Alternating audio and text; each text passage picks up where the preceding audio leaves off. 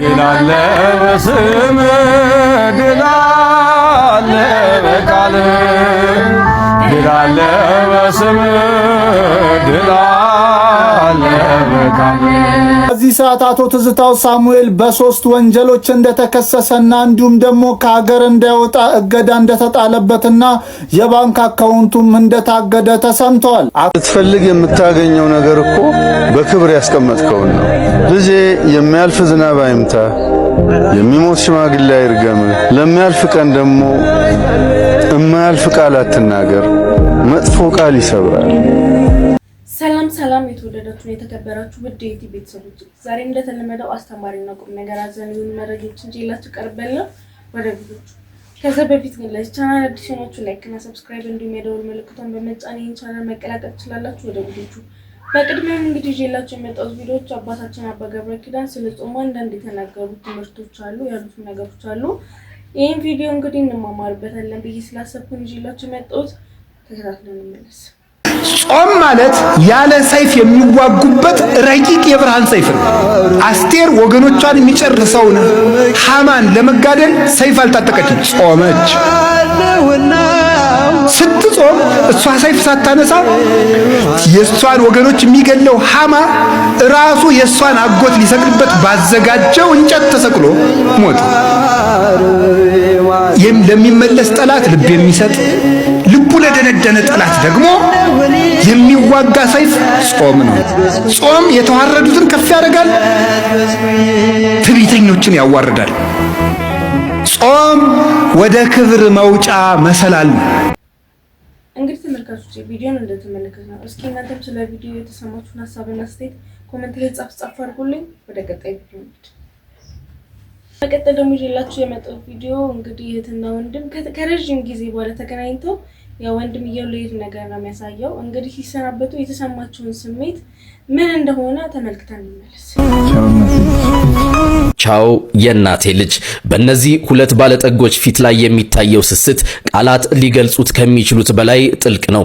እድሜ ፊታቸው ላይ የጊዜን አሻራ ቢያሳርፍም በመካከላቸው ያለው መተሳሰብ ግን እንደ ትላንቱ አዲስ ነው። ወንድም እህቱን ሊጠይቃት መጥቶ የመለያ ሰዓቱ ሲደርስ ያ ትዕይንት አንጀት ይበላ ነበር።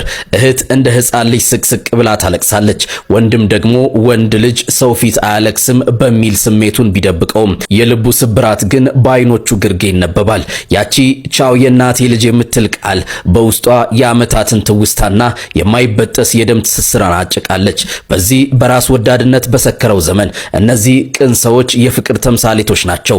መተሳሰብ፣ መከባበርና መዋደድ እንዲህ ነው። ይህን ፍቅር ለምትመኙላቸው ሁሉ አጋሩት። ቤተሰብ የህይወት ትልቁ ሀብት ነውና። መልካም ጊዜ።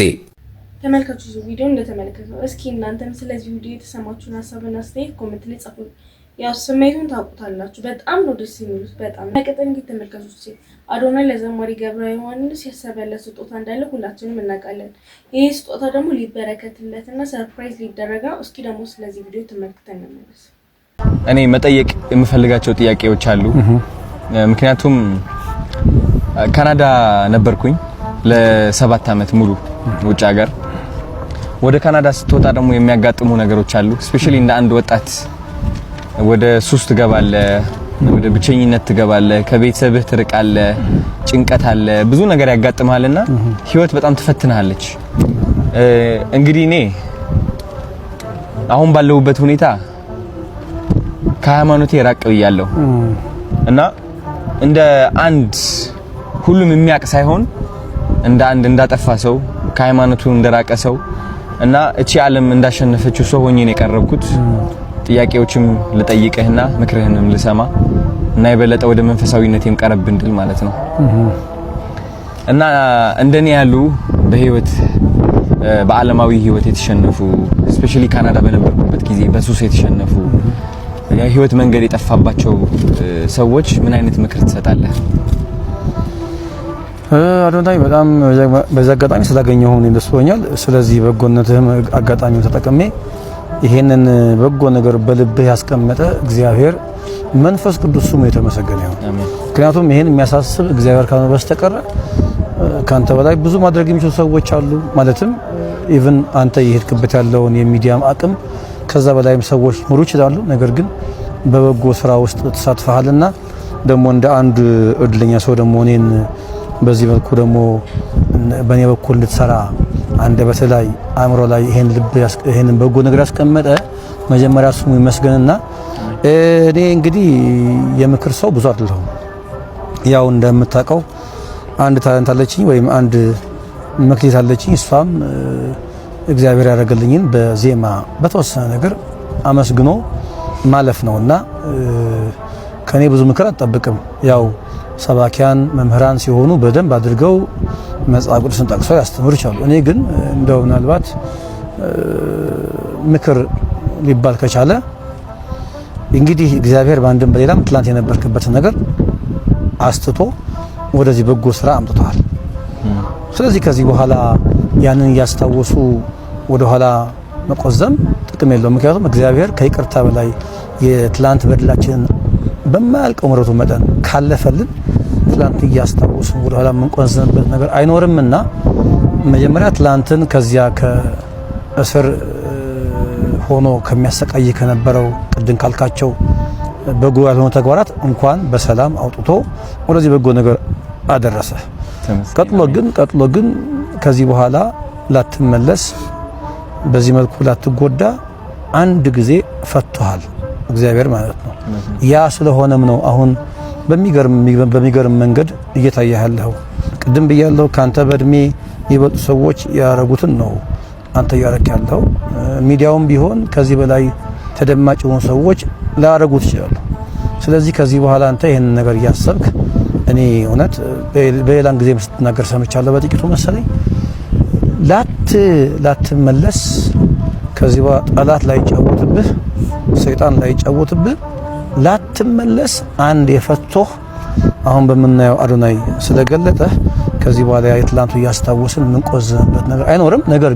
ነገር ግን እንደ ምክር ደግሞ የቆመ ሰው ሁሉ የቆመ ቢመስለው እንዳይወድቅ ይጠንቀቅ የሚል መጽሐፍ አለ ቃል አለ። ሁሉ ጊዜኛ መቆማችን ስናስብ መውደቅም ሊኖር ስለሚችል አጠንክረን እግሮቻችንን ከመሬት ላይ በመጥበቅ መጽሐፍ ቅዱስን አብዝቶ በማንበብ ጸሎትን በማድረግ የደረገልን ነገር አብዝተን በማሰብ ግን ከዚህ በኋላ ያ ነገር እንዳይከሰት ግን መከላከያ አጥር ይሆን ዘንድ እሱ ነው ማመክረህ። አሁን በመቆምህ ደስ ይል ይገባል።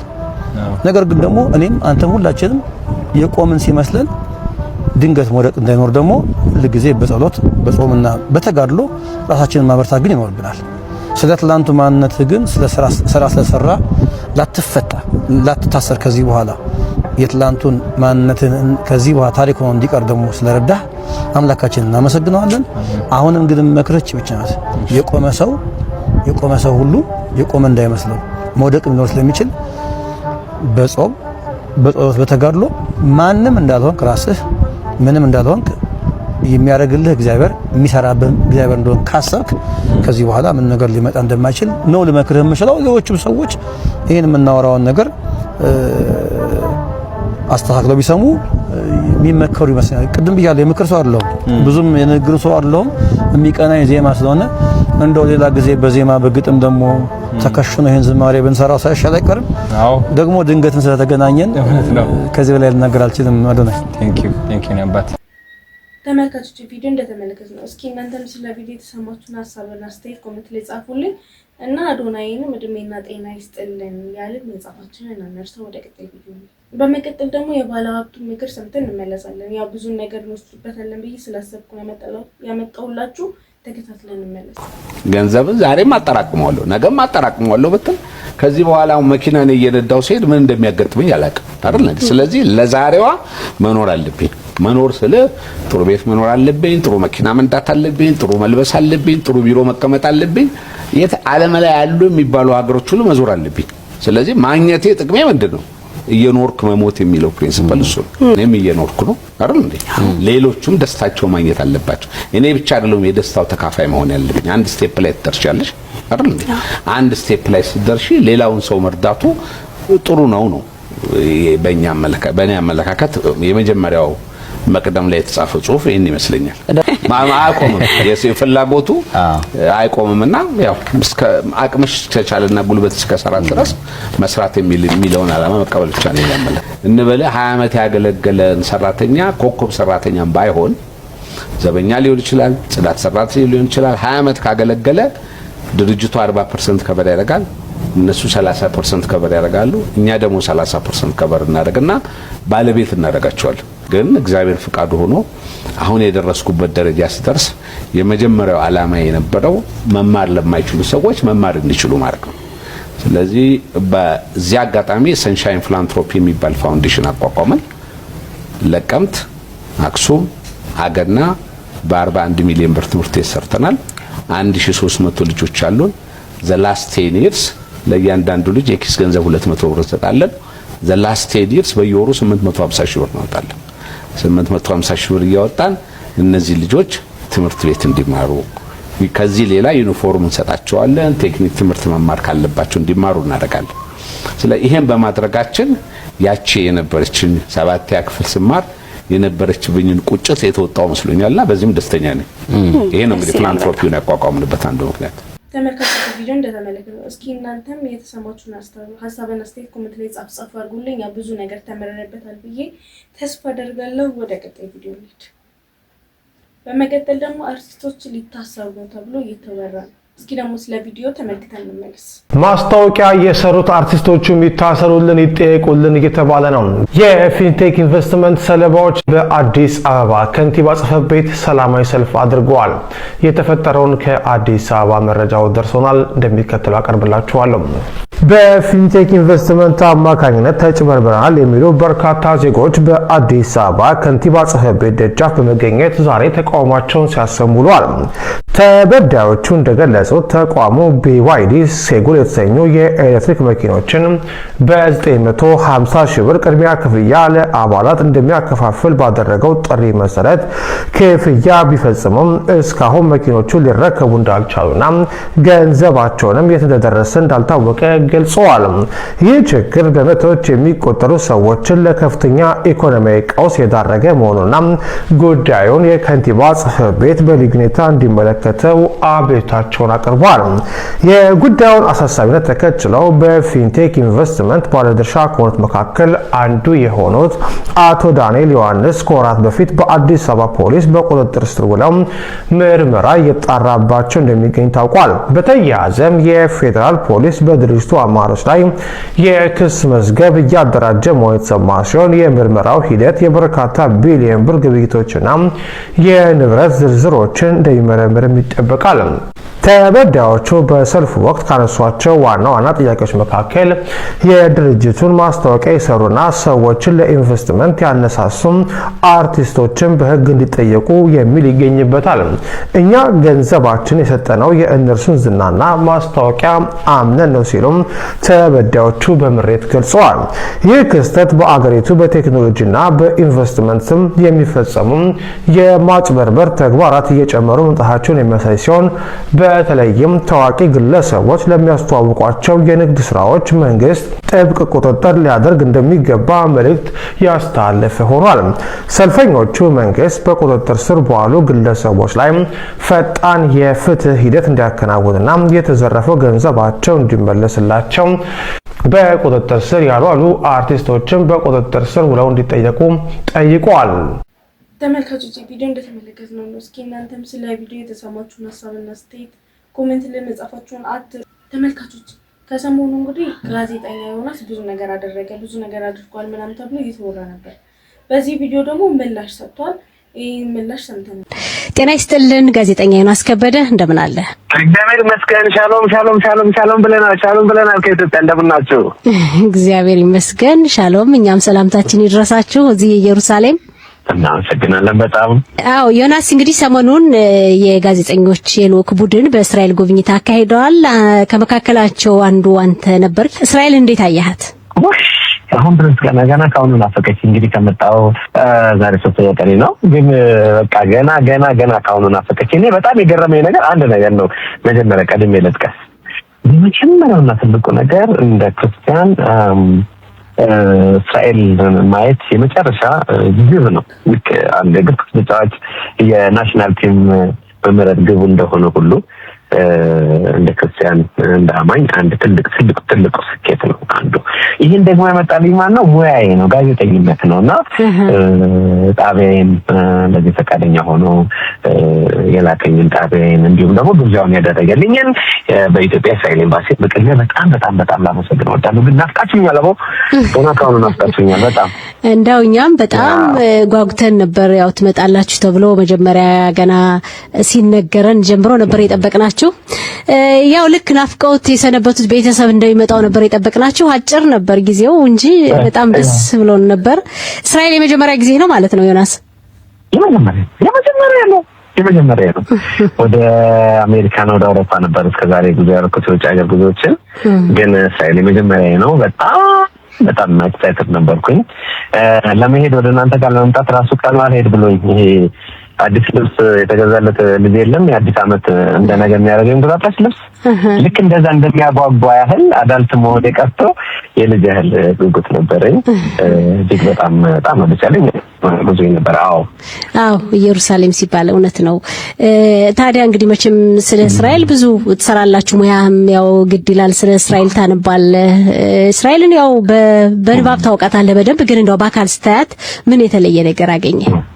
በጣም ጥሩ ጥያቄ ነው። ሁለት ነገሮችን ያየሁት፣ አንደኛው የቱሪስት ከተማ መሆኗን ነው ያየሁት።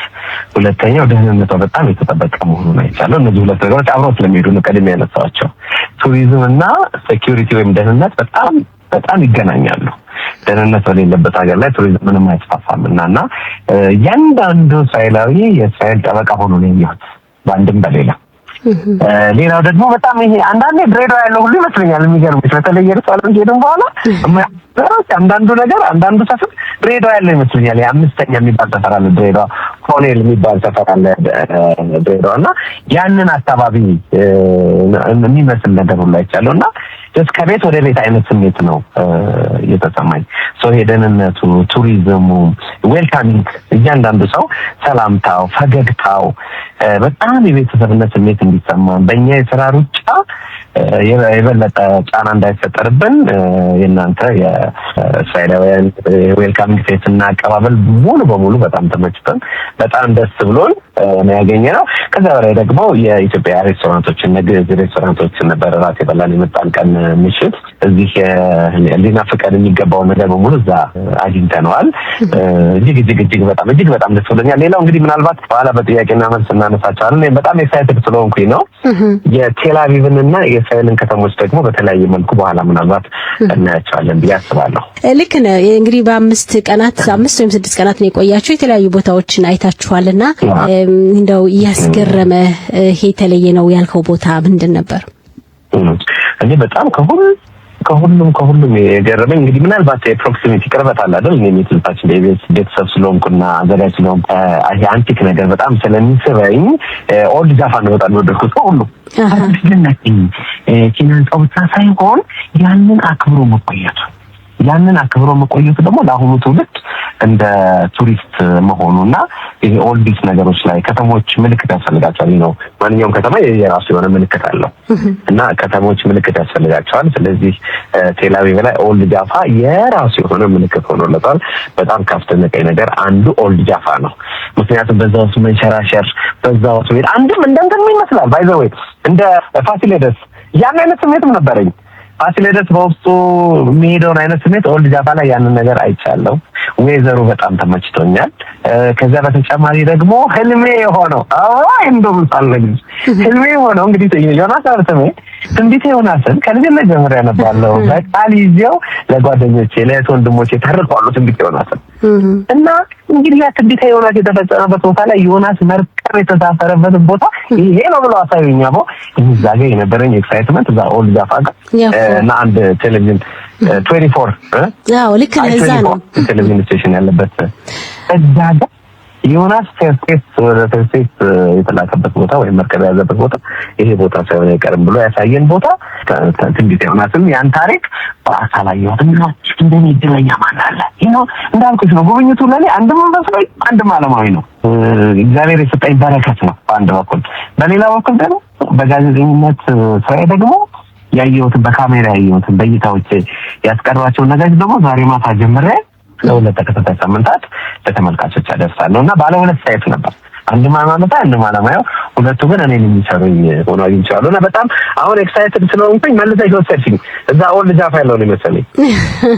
እንግዲህ መቼም ከዚህ በኋላም እንደምትመጣ ያው ተስፋ አደርጋለሁ። አንዴ ከታየ ለነገሩ እንዲህ ነው እስራኤል ያው ትመላለሳለህ። ያርገው ኢየሩሳሌምም ኦልድ ሲቲ አይታችኋል አይደል? ኦልድ ሲቲ የመጎብኘት እድሉ ነበራችሁ? ትክክል። እንዴት ነበር? ተመልካቾች ቪዲዮን እንደሰማችሁት ነው። እንግዲህ እናንተም እስኪ ምን ትላላችሁ? የተሰማችሁ ነገር መጻፋችሁን አትርሱ። ወደ ቀጣይ ቪዲዮ እንሂድ። በመቀጠል ደግሞ የቤተሰብ ጨዋታ በነፃነት የልብ ጓደኛ ሊመራ ነው አይቆምም ተብሏል። እስኪ ደግሞ ስለዚህ ነገር ተመልክተን እንመለስ። ከአርቲስት ነፃነት ወርቅነህ ህልፈት በኋላ የቤተሰብ ጨዋታ ፕሮግራምን የሚረከበው ሰው ማን ነው? ሰሞኑን አንድ ቲክታክ ቪዲዮ አይታችኋል ብዬ አስባለሁ። ቲክታክ ላይ የተለቀቀ አንድ ቪዲዮ በጣም አነጋጋሪ ሆኗል። የአርቲስት ነፃነት ወርቅነህ የቅርብ ጓደኛ ወንድሙ ማለት ይቻላል አስናቀ እንግዲህ በቤተሰብ ጨዋታ ፕሮግራም ላይ ሆኖ ያቺ ነፂ ሚይዛትን የሆነች ወረቀት ይዞ የተለቀቀ ቪዲዮ ቲክታክ ላይ ቫይራል ወጥቷል። ቪዲዮን አሳያቸዋለሁ። ከዛ በፊት ግን ሰሞኑን ሰይፎን ኢቢኤስ ላይ ቀርቦ ነበር አስናቀ እና ኢንተርቪው ላይ ከተናገራቸው ነገሮች ውስጥ በጣም ያስገረመኝን አንዱን ላሰማችሁ። ነፂ በእኔ ሰርግ ላይ ዋናው ሰው ነፃነት ነው። እሱም መድረክ እኔ ትዝ ይለኛል ናፕኪኑን ነው ያስገባሁት። ሁሉን ነገር የሸፈነው ነፂ ነበር። አዎ ሙሉ ነገሩን በቃ አዳራሹን፣ ምግብ መጠጡን፣ ሁሉን ነገር ሚስት ብቻ ከኔ ሚስቱን ነው ፈልጌ ደህና ጓደኛ ይስጣችሁ። ሌላ ናፕኪን ይዞ ይሄዳል።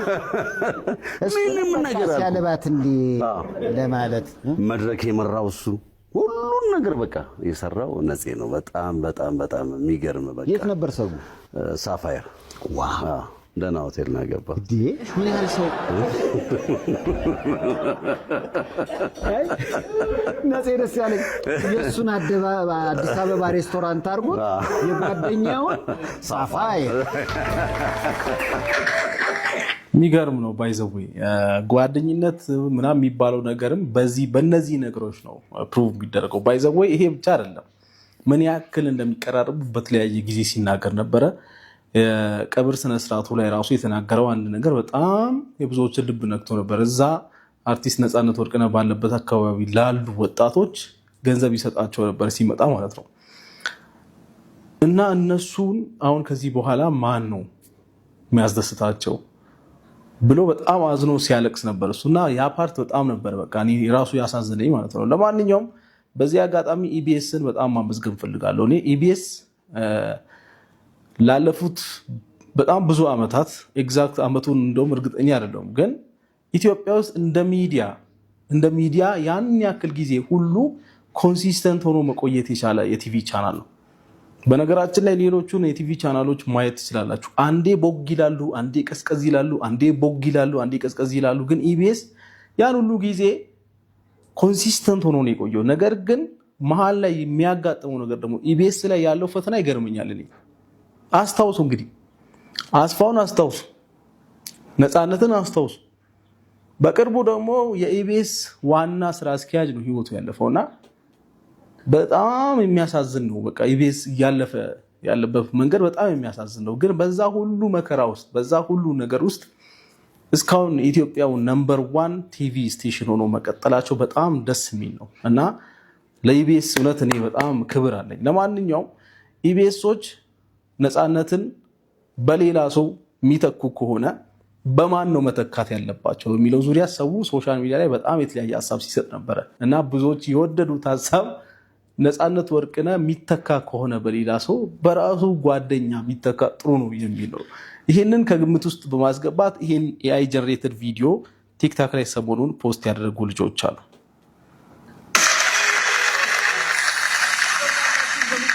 እንደምን ኖራችኋል? እንደምን ሰምታችኋል? እንደምን አምሽታችኋል?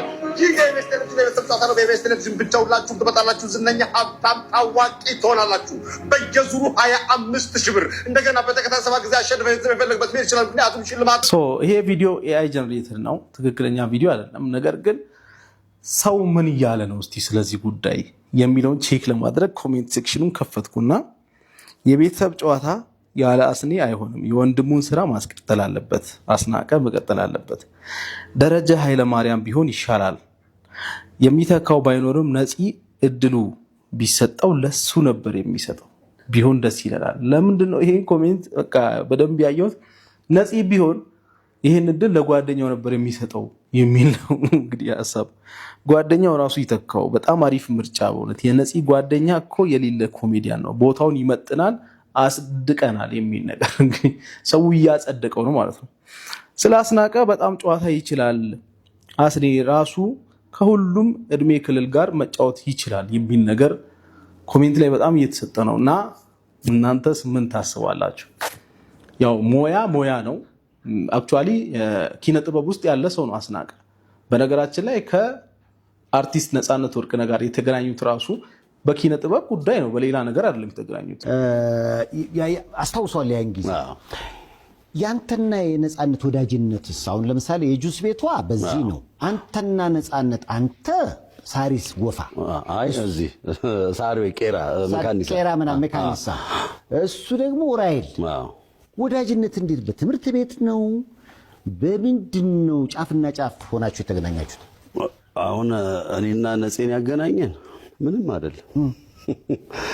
የኪነ ጥበብ ዕቃ ስራ ነው።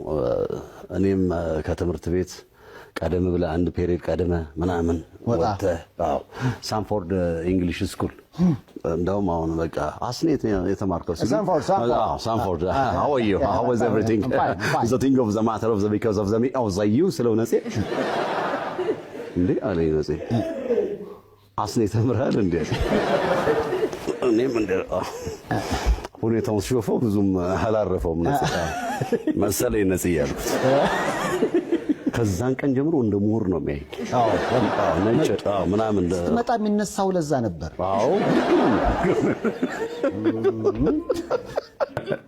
በጣም የሚያዝቅ ነው። ያው ጓደኛ ማጣት ምን ያክል ከባድ እንደሆነ አሁን ለእሱ አታስረዱትም። ለማንኛውም በጣም ያሳዝናልም፣ ታሪካቸው ደግሞ ያስቃል። እና እንግዲህ የእናንተስ ሀሳብ ምንድነው በዚህ ዙሪያ የሚለውን እስቲ ኮሜንት ላይ ያስቀምጡልኝ። እኔ ማንም ይምጣ ማን ግን ነፃነትን ያንን ሌቭል የሚያስቀጥል ሰው መሆን አለበት ብዬ ነው ማስበው። ቤተሰብ ጨዋታ የነፃነት ፕሮግራም ነው ባጭሩ።